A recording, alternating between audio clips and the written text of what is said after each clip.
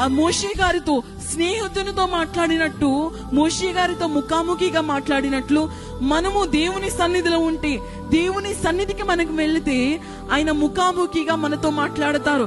మన ముఖమును చూచి ఆయన ముఖము మనము చూడగలము, దేవుడు మనల్ని చూస్తారు, ఆయన మనతో మాట్లాడతారు, మనకి తెలియని సంగతులు ఆయన తెలియజేస్తారు.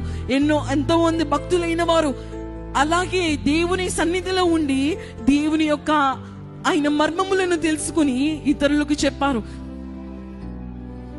శ్రీ సభ వధూవారాయ నమః.